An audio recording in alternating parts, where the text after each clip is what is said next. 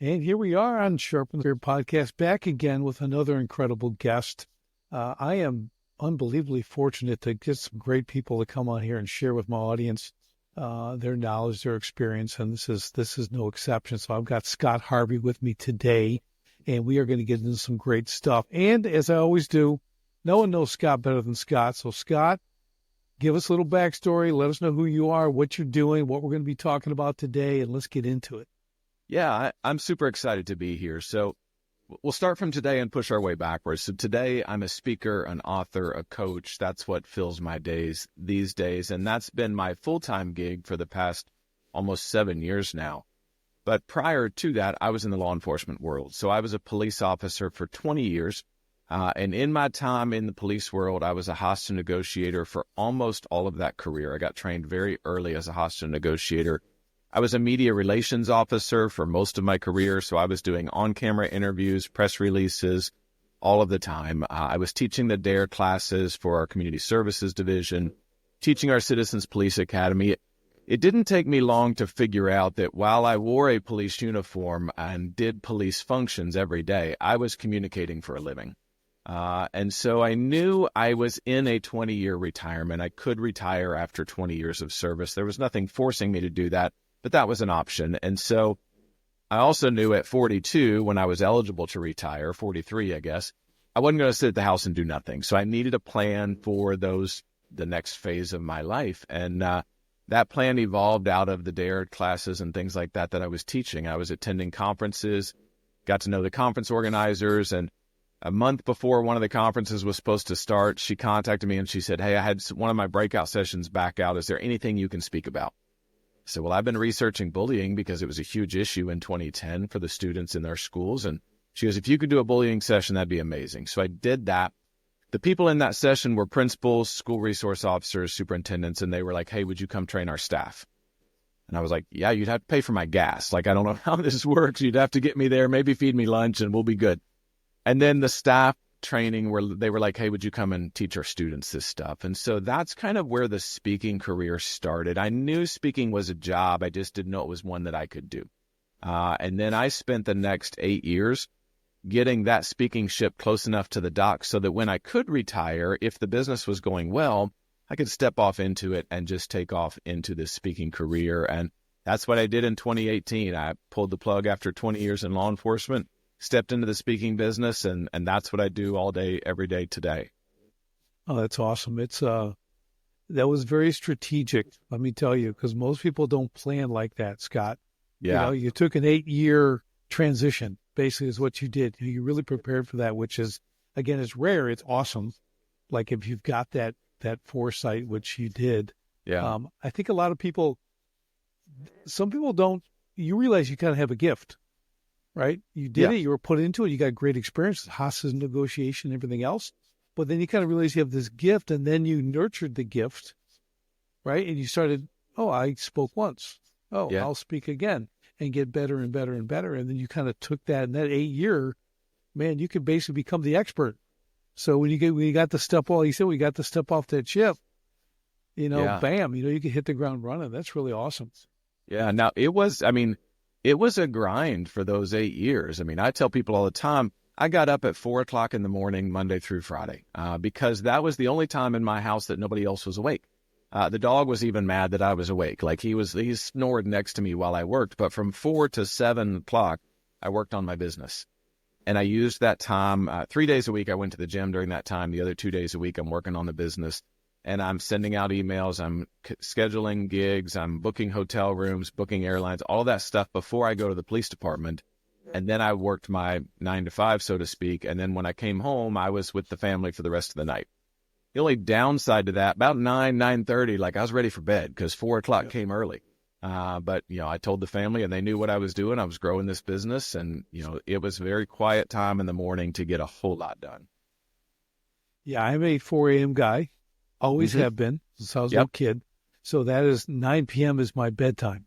Yes. I used to run on 4 hours a night for a long time. Then someone just suggested, have you tried getting a little more sleep? I said, I'll try that. And I hit that 7 hours sleep. So I said, okay, all right, yes, it's time. It's time I do Yes. 7 hours a night, but you're right about the 4 a.m. time. There is no distraction. No. Your dog even kept sleeping. So it's Yes. all good. Yeah. So I am like that. I love that time in the morning. I go to the gym at 5:30, get the great workout and get home, make breakfast, get going. And those morning rituals, even though yours was incredibly focused on the next thing, Right. right? You're building the next thing. So I think there's even more motivation for people when you have something like that. Like people like 4 a.m. and it's going to be hard. But when you have purpose, it's not hard. Right. Yeah. I mean, you Yeah. do it because and you're seeing fruit. You're booking appointments, You're booking hotel rooms. And if you're booking hotel rooms, that's because you got a speaking gig. Yes. And you get to go do that. So it's always moving forward. I love that people, I think so many people, everyone says they don't have time. They're so busy. And my big comeback, Scott, is always go, okay, let me just ask you a quick question. You've only got less than 2 seconds to answer. How many hours in a week? And they can't tell you. It's 168. Right. You're like, so how do you know you don't have enough time if you don't know how much time there is? Yeah. Right? So you figured out you got a 3-hour window, and if no one is bothering you, that's some deep work. Yeah. You get a lot accomplished in that 3 hours. That's awesome. Yeah. And now that it's my full-time job, there's part of me that misses that compressed time because tasks will expand to the amount of time you give them. Yeah. And now if I don't get it done today, I can do it tomorrow. Where then I'm like, I got 2 or 3 hours. I got to crank this out. And I got more done then sometimes than I do today. Yeah, I agree. I am a pressure guy. I only operate under pressure. Yep. And I operate really well. Yep. I mean, just, and without that, it's like you said, it's procrastination creeps in. Yeah. Because you feel you have all this time and you really don't. Right. Because the big thing that we do when I coach is we're trying to create margin. We're trying to actually create time to do the things you really want to do. Right. And so now you can compress like you did with the 4 to 7, take someone's general schedule where you were in control of it completely, but make them compress that time and get things done in shorter blocks. And that opens up that margin for the more enjoyable things. So you got to kind of almost go backwards, right? Go back to where you're pressuring yourself to get that kind of stuff done. Yeah, it's real effective. So let's talk about communication. Yeah. Let's kind of get into that because I think the reason why I'm excited to have you on because I think it's a broad term. You say communication, it can cover a lot of things. Right. But I think from a business standpoint, especially, communication is integral to actually success. Like you don't do it. Communication creates relationships. Communications creates sales, right? It builds a company culture, right? There's so many aspects of it. So let's kind of hit on some of those points and kind of tell us how you make it work. Yeah, I think in essence, one of the things I say is no organization will ever raise above its ability to effectively communicate. You said communication is important. I think effective communication is life. It's the life of an organization. And the way to frame that so that it makes sense to people is you show me a married couple who are no longer talking to each other, and I will show you a marriage that's getting ready to end. Right. It's dying. Like they are done talking to each other. We have reached the point where this is now going to file for divorce. That's just the natural progression. You show me an organization that is not effectively communicating up and down the chain and to the customers, then their team members are not going to feel valued. They're going to start looking for another place to work. The conspiracy theories are going to run rampant. And the customers, if they're not being communicated to effectively, will go someplace else. I believe firmly, I don't race to the bottom when it comes to pricing. I tell people I'm not going to be your cheapest person you deal with, but I will be the most communicative. You will always know where you stand. You will always have suggestions from me, and I will always be the one following back up with you. And if you're tired of other people ghosting you and other people not replying to your emails, then let me know and we'll work together. Yeah, I think it's so important. I do that with a lot of my clients. So we do a lot of the service trades industry, construction. Now, construction, you want to know the number one complaint of every person who's worked with a construction is communication. Yeah. There is none. They don't tell you. They just show up at 6:30 in the morning. The music's on.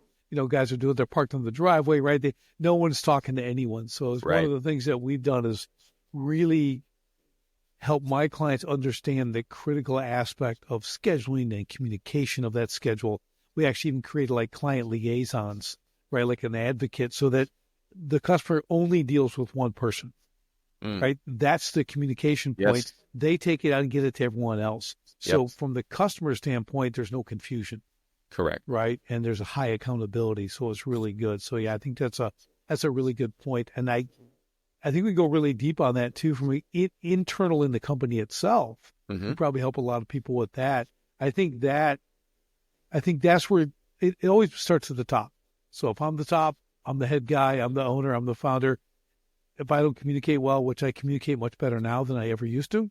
Right. I used to just have an assumption that you'll just do what I tell you, How'd that work out for you, Richard? So it seemed really good till it wasn't. And then, and then I found out that, people need to know I know they're alive. Yeah. Okay. So it's just, I don't just send them out on a solo mission, Yeah. but it makes the difference. It really does. Yeah. Yeah. It's huge. I tell organizations all the time that, silence without rapport feels like we don't care. Rapport is the secret sauce. Rapport with me as a negotiator is the number one job I had, was to establish rapport with the person I was talking to. They have to know, like, and trust me, right? Right. The like is the last thing that you get, right? The trust is earned relatively quickly in the negotiation world. But the same as in business. We do business with people we know, like, and trust. And so rapport is what we have to establish. And rapport is best established by open and honest communication. But if we're silent without rapport, it will always come across as if we don't care. This is why my wife and I can be on a road trip and driving in the car for hours, and we might spend 40 minutes to an hour and neither one of us says anything, and the other one's not worried that they're mad. Because we have thousands and thousands and thousands of hours of communication to support that level of silence. If I'm on your team and we don't have a ton of rapport, I'm not going to take a whole lot of silence from you, because it's going to feel like apathy. It's going to feel like you don't care. And there are people like yourself, Richard, who would say, I didn't communicate a whole lot in the beginning. I just assumed everybody knew. But the people on the other side of your silence, Richard, are the ones that assign the meaning to it. And They almost never assign it to, well, Richard's just a quiet guy. They assign it to, he doesn't care. He doesn't remember what it's like to be in my position. He doesn't know what I'm dealing with. And they'll start looking for other places to work, because when we create a vacuum with our silence, the people on the other end of our silence have to make sense of that. Their brain has to make it make sense. And so they'll fill in a narrative we may never even know. Most of the time, it's not beneficial for us. I think that's such a good point, because I don't go like ivory tower as an owner. I'm not that. Yeah. But like, we're so into what we're doing. Yes. That we can't, it's hard to multitask, if you will. I don't multitask at all, but I'd be interested in knowing your thoughts on, when we talk about building the rapport, is communication the number one way to do it? The only way to do it? Do you have to combine it with other things? What's kind of your insight on the actual rapport building components? Yeah. So with team members, we'll start internally in the company first. With team members, rapport is established through communication and time. My kids are grown now, and I spent a lot of time talking to people about child rearing and raising and all that stuff. And all the theories beside, I believe we can't schedule quality time. Quality time happens in the midst of quantity time. It's those times that you're just hanging out as a family and somebody gets bored and we invent some stupid game that becomes a core childhood memory for our kids, or we have an inside joke because we see the same thing all the time because we're together. Apply that to your team. The more time you can spend with them, the more level of rapport you're going to have. The more they're going to know what you mean when you say what you said, or when you look a certain way, they're going to start interpreting those things like we do with our family. I'm not one that says our team is our family, because I think that's wrong. We have a family at home. Our team is our friends at work, but they're not our family, right? We're not going to treat them like family. We're going to treat them like respectable coworkers that they are, right? But I think rapport is established through time together and effective communication. And where a lot of people, I think, miss the mark is they think communication is me talking as the leader. It's not always that. Sometimes it is. But as a negotiator, I can tell you, I never talked anybody into doing anything. I listened them into doing what I needed them to do, meaning I'm asking a lot of questions. I'm finding out, what do they value? What's important to them? Tell me about your family. Tell me about where you can. All of that stuff forms a picture of them.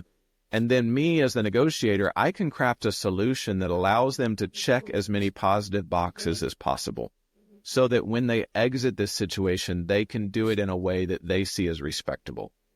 Now, for the business owner, what this looks like is, if I need my team member to do a certain thing, to act a certain way, I have to know enough about them to frame this in a way that they can grab onto it and feel like it's their solution, right? Because if it's their solution, they're going to be more likely to do it. And so that comes with asking certain questions and asking follow-up questions. The favorite one people like is why. I like the question why. Somebody offers something in a meeting, they give this answer, and you're like, why is that?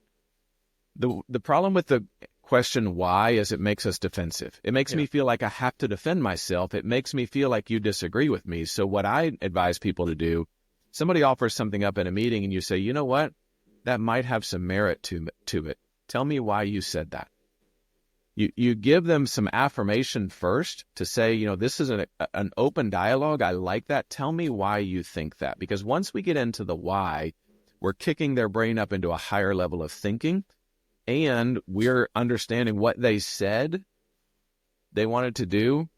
If it lines up with a why, there might be another way to address this why without doing this thing that we know may not work.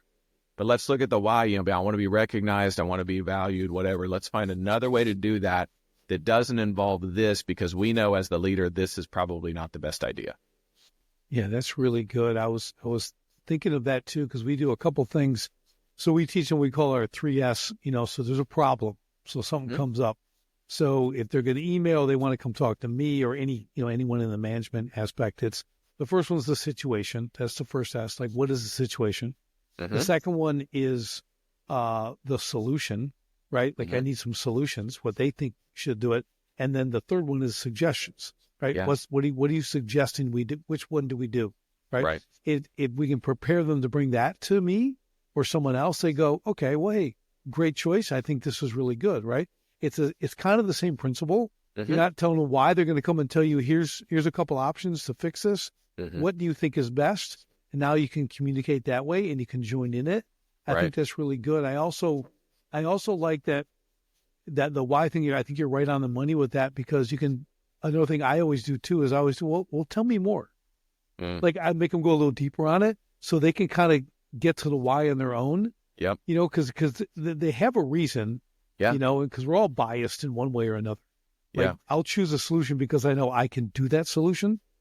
There may be a better solution, but it'd be way harder for me, So I might just go the path of least resistance there, see if I can slide by with that, and so do the people. So it's a good thing. And when you talk about being recognized, one thing we teach too is, people want purpose, recognition, and quality pay. It's like the top three things they want in that order. Yeah. And that recognition, like you're saying, the way you speak to them, which I was really bad at it. I was really, really bad at it. So I hired everyone who couldn't speak English. That's how I got around that, Scott. Right. All my people couldn't speak English, so I could use hand signals, and like show them it was good. And I'm not even kidding about that, but it worked out. But that recognition portion, like, not just is it a good idea, but am I alive? Do you know I'm here? Yeah. Right. And that ties into rapport building. I think that's kind of a cross section right there, right? Just having that, am I doing the right thing? Giving them quality feedback. That's a communication technique, right? Like, you're doing a good job. I got to actually tell you, I didn't tell you you're not doing a bad job. Isn't that the same? And it's not. Right. So you need to make that, you got to be very deliberate on that execution, right? Yeah. Yeah. And, the standard in leadership is you praise in public and you correct in private. That, in the meeting you praise. But I've also been in organizations where everybody gets praise. And we're giving out stupid awards that don't matter. And just like our kids have discovered with the trophy generation, like when I get a participation trophy, it goes in the trash. It doesn't mean anything. But if there's only 1 or 2 awards given out, I will clap along with everybody else because they actually mean something at that point, even if I didn't get one. So we're recognizing people appropriately in public, and we're coaching and correcting in private. Yeah, that's so good. I was a boxer, and we're at the regional tournament. It's a 4-state region. I'm going for the finals so I can get to nationals. That's my goal, is to get to nationals. And I get beat on points. And they hand me this little medal for second place. Scott, I don't know about you, but second place in boxing, there's only 2 of us in there. That's right. Okay, it's first loser. And literally, I think I have the video somewhere, but I looked at it, I'm in the ring, and I tossed it over my shoulder. Yeah. I don't want this. Yeah. I'm not going to, I only came here for one thing, was to win the whole thing, and I did. I got second. Right. So yeah, right. I totally get it. But even in that heartache of not winning, you can still tip your hat to the winner and say, job well done. Good for you. There's only one trophy. You got it. Next time I'm going to get it because I learned from this. But the second place medal doesn't mean anything to me. Right. Exactly. Yeah, I learned a lot. And I did one thing wrong in the thing, and I saw it on the video. And I had a different corner man who didn't see it. And one correction would have changed the whole fight. Yeah. Because the guy who beat me got knocked out the first fight at Nationals. Oh, yeah. So nice. They finished with him. So, like I said, only won on points. But, we live and learn. It was all good. It's a good experience. Yeah. So in the communication aspect, let's go from, we did our team. Yep. Let's go to company to clients, company to customers. Yeah. I think one of the most powerful illustrations I ever learned as a hostage negotiator is so applicable in the business world is the idea of a teeter-totter. In everybody's brain is a teeter-totter, right? On one side of that teeter-totter is emotion. I don't care what that emotion is, fear, anger, frustration, stress, joy, whatever. On the other side of that teeter-totter is logic and reason. So in my brain, if emotions are super high on this teeter-totter, logic and reason are low. Now, let's apply this to our clients and customers. They very rarely call us to tell us what a great job they're doing. They're so happy to be working with us. They just called us to tell us that. They call us when they have a problem. They call us when they're frustrated about something. And so that emotion is super high.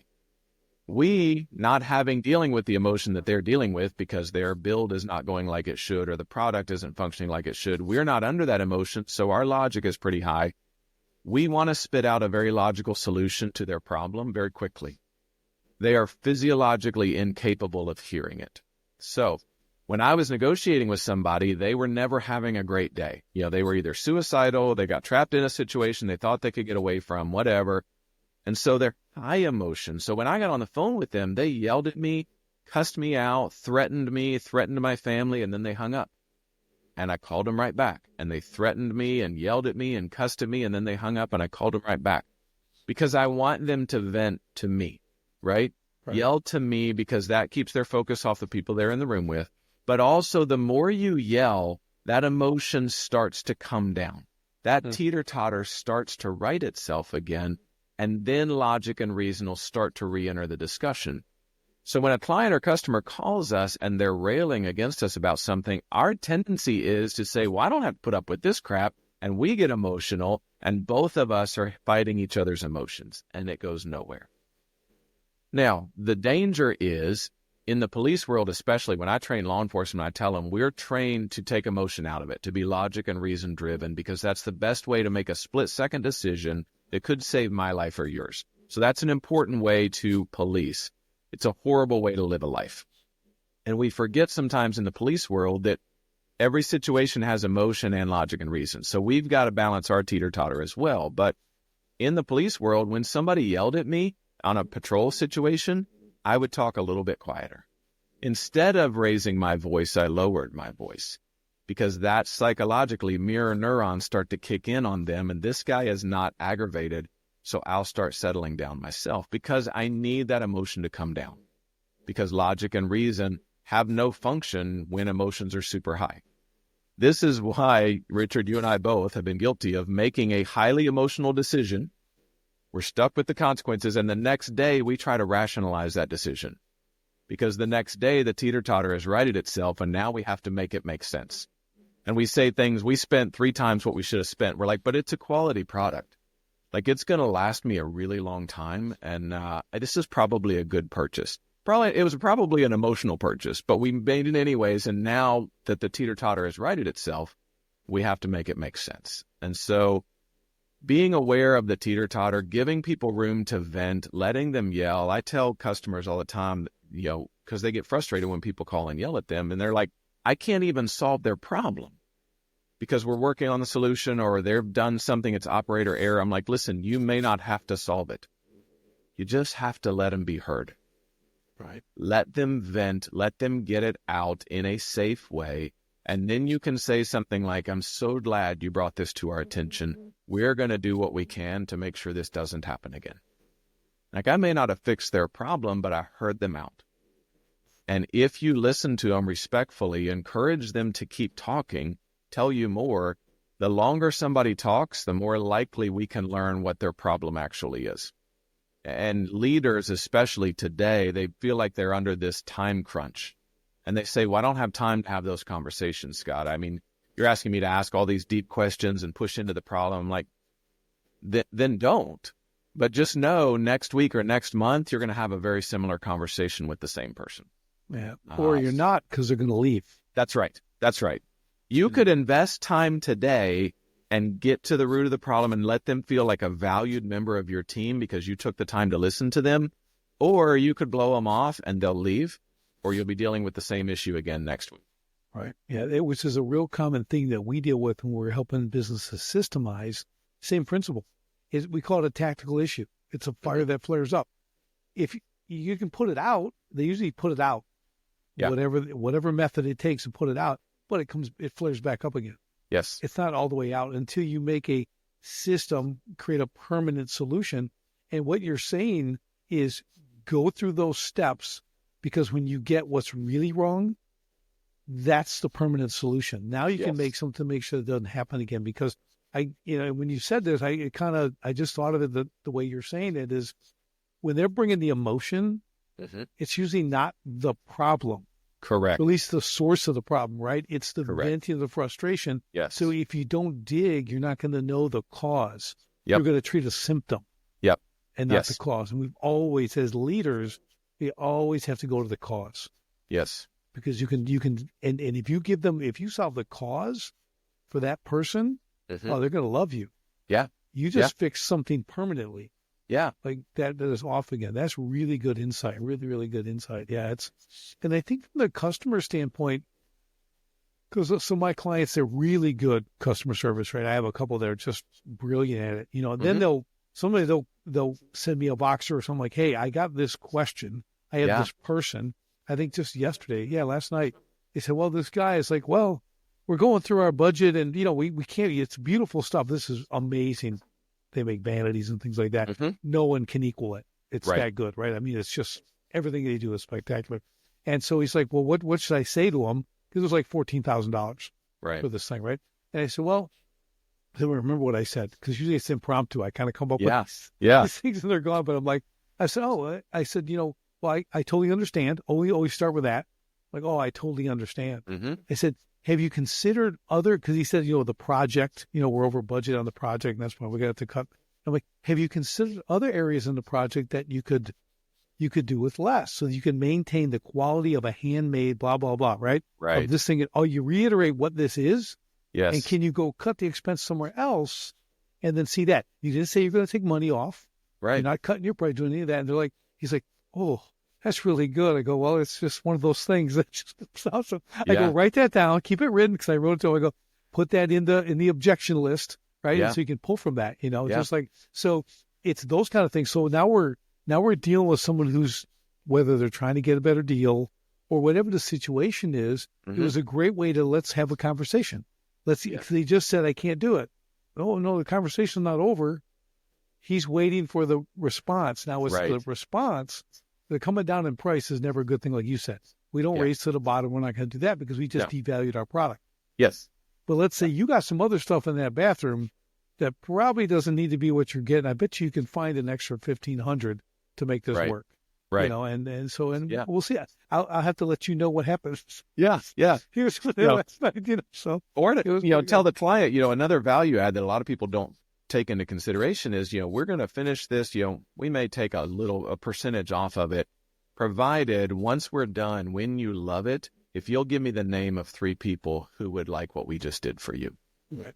Because then I can that's value for me as the business owner. Then I can reach out to those people. I said, listen, we just did John's bathroom. Here's a picture of it. He thought you would want to hear from us next. Because now I'm John's friend, just did his bathroom.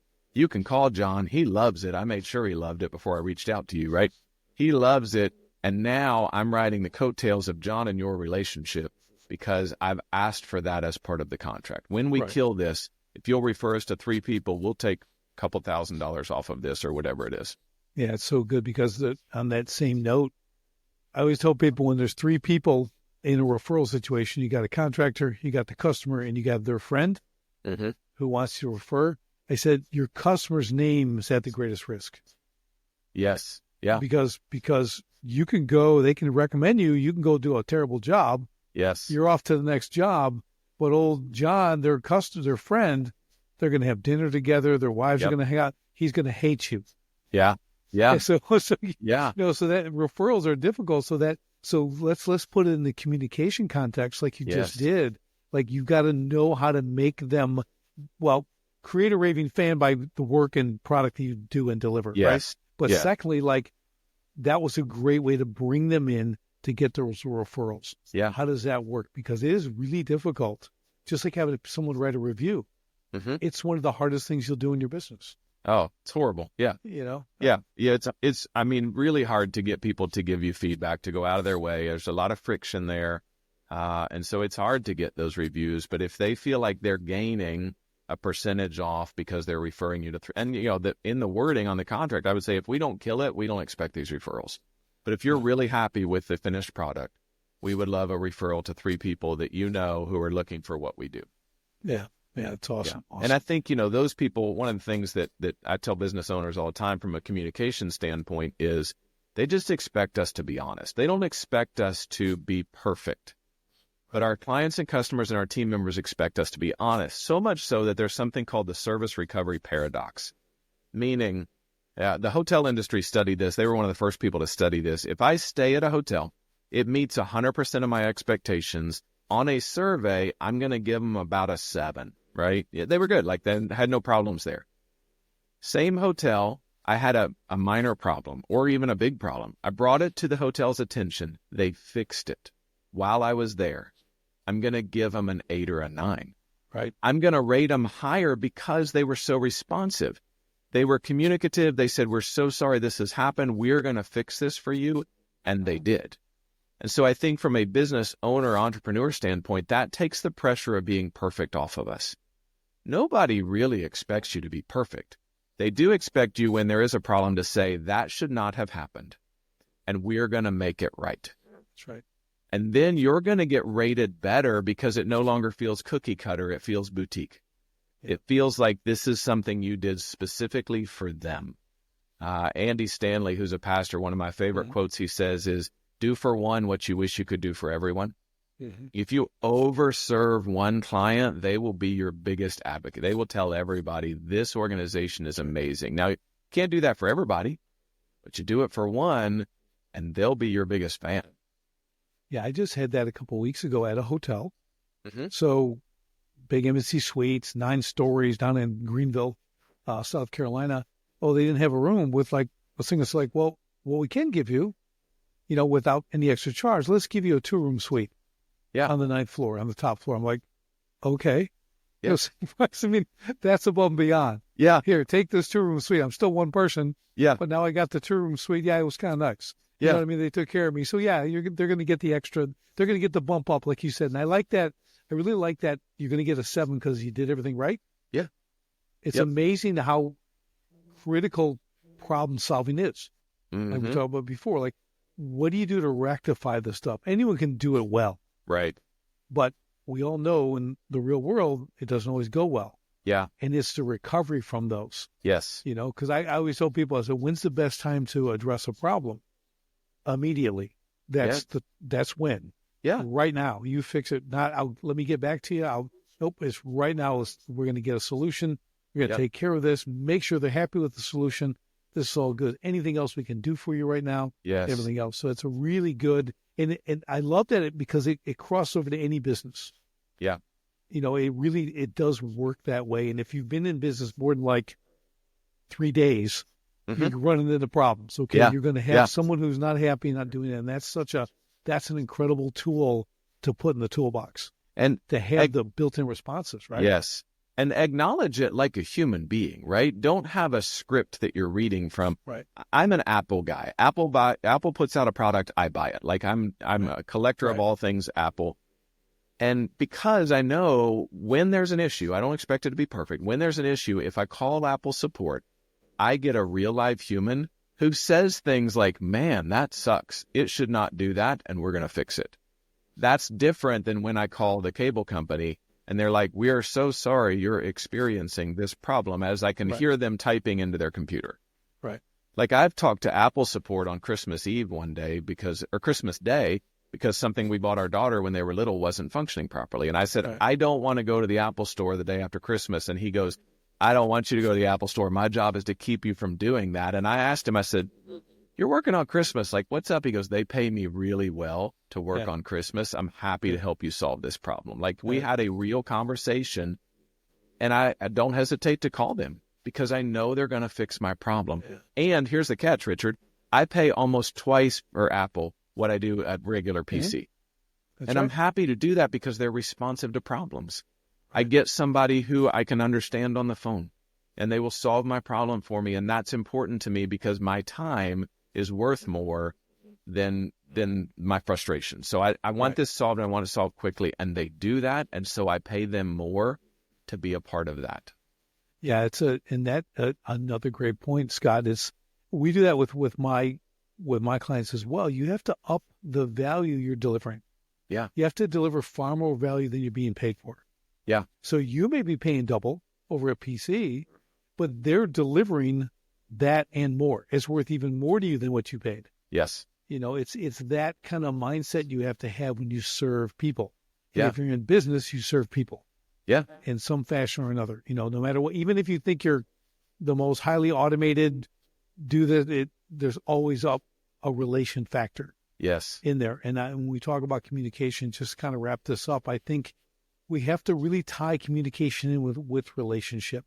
Yes. That's how it's built. That's how you communicate, obviously, right? But when we build relationships, that's business. That's sales. That's friendships, right? That's marriage.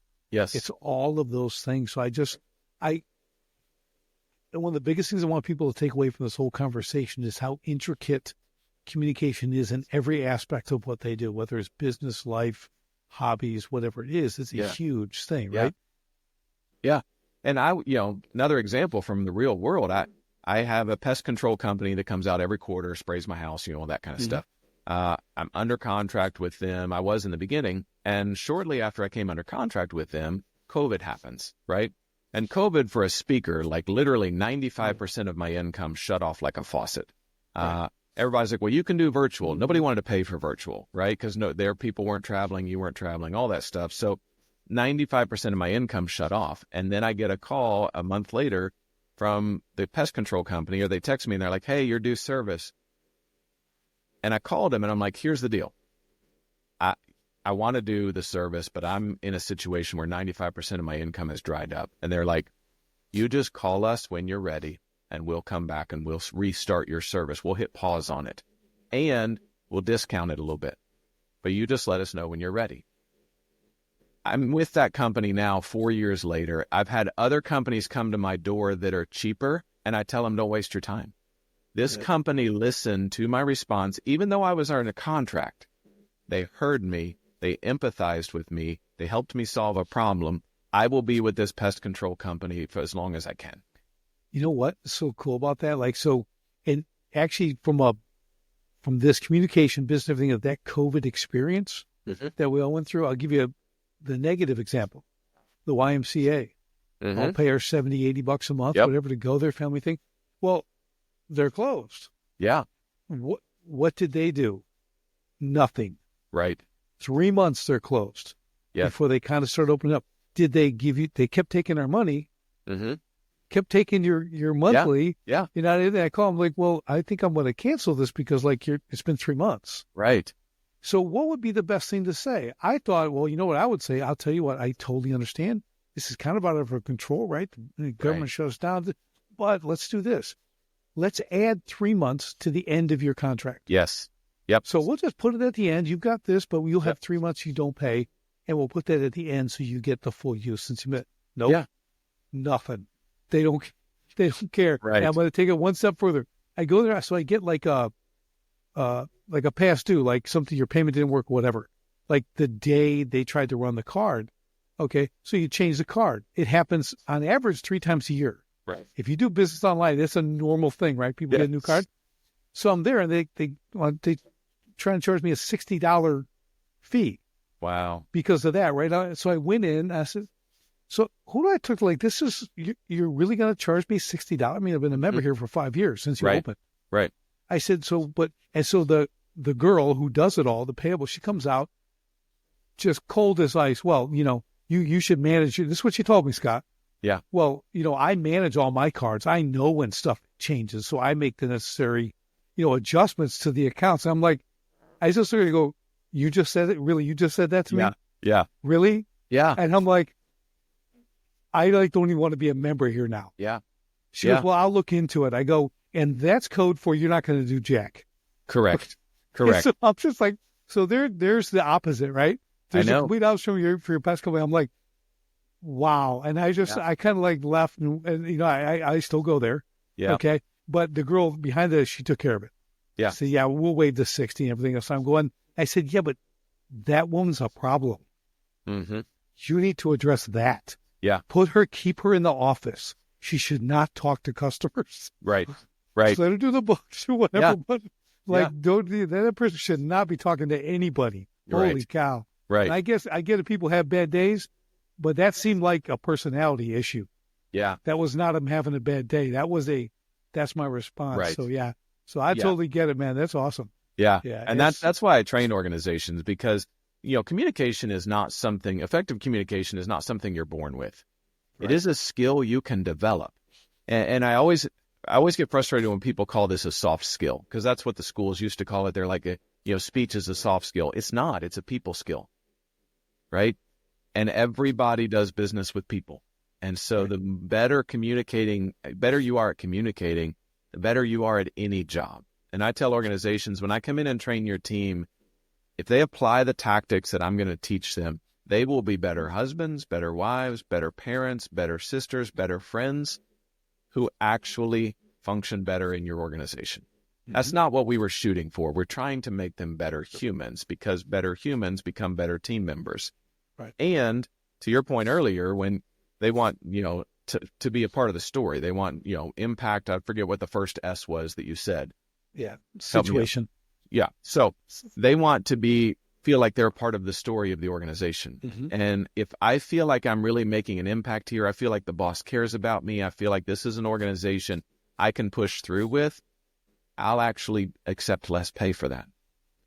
But if I'm in there and feeling like I'm slogging and pushing against the grain and nobody listens and nobody cares, I don't care how much you pay me. I'm going to start looking for another job. Now, this is not an excuse to short pay our employees, but we can't pay them all what they're worth, especially in the construction companies that you're dealing with a lot of times. Okay. Those guys, they know they can go anywhere and make $1 more, 50 cents more, and some of them chase that. But when they get on a team where they know my wife's name, they know my kids' names, if there's an emergency, there's no questions asked. I just leave the job site and they cover for me while I'm gone. I'm going to stay with that organization because I believe I'm a part of the story that matters. They care about me as a human. We talk while we're working. Over lunch when we're sitting there doing nothing instead of surfing on our phones, how's your kids? What's going on? Tell me about their sports. Those are the things that you can't put a price tag on. Right. And that's the ways that effective communication retains employees because 50 cents an hour is not worth building new relationships like I have here. Yeah, so right. And I have example after example of just that. Mm-hmm. People coming where they've got the purpose, right? Where they've got the recognition. Yep. They've got the quality pay. And they'll take a pay cut because they get to be in that environment, Yes. But again, people they want to make money, but they know if they get in there and they stay, then they get back up to that pay, because it's the ability to want to go to work. Because I truly believe people want to work. We're made to work. That's how God made us. He knows us to work. It was the first thing he gave Adam to do in the garden. Yes. Get to work. Yep. Cultivate that garden, man. Yep. Work. So work's a good thing. Okay. Yeah. It's more toil now because of sin. Right. But when we really look and say, hey, if I can go there and I can be successful at my job, right? Because some people go and they think, well, I just go for the paycheck. Well, you don't even know what success is on a daily basis. Right. But if they know success on the day, the week, the month, the quarter, the year, these people can be achieving something every day. Yeah. And be happy about that. And then you want to go do that because you feel useful and everything else. And when it's being communicated, like you're saying, and they get the grace, they get the day off, because again, they people prioritize things properly. It's not work over everything. Yeah. You know, the thing we do at our church is people over task. Yeah. Right? You have to have that kind of blend, and it's tricky. Yep. It's very tricky. Yeah. Because you know, sometimes incompetence is incompetence. And Right. You got to address that too. But really, it's a different way of thinking. But then you have to communicate that as well. Yeah. And people need to hear that. So this has been an awesome conversation, Scott. Man, I just loved it. I think I just want people to really take away the power of this, to implement it in their business and see how it works. As a matter of fact, if they want to contact you, they want to follow you, you know, maybe use you for their service, you know, to help them with their company. How do they do that? Yeah, easiest way to get a hold of me is you can email me directly, scott@speakingofharvey.com. If you want to go to the website, speakingofharvey.com, it'll show you the different things that I do. We've got a book that dropped last year called Silent Skills, Communication Tactics to Speak with Confidence and Build Your Influence. Richard, this is a book that's written about a 5th or 6th grade level, because I didn't want it to be textbooky. I wanted it to be something that people could refer to, read through, get tactics, but also when something comes up, just reach behind them on the bookshelf, flip to the chapter on social media, flip to the chapter on active listening, and get a brush up on the skills that they need. I believe so firmly that silence is causing so much damage in organizations that that's what the book is about.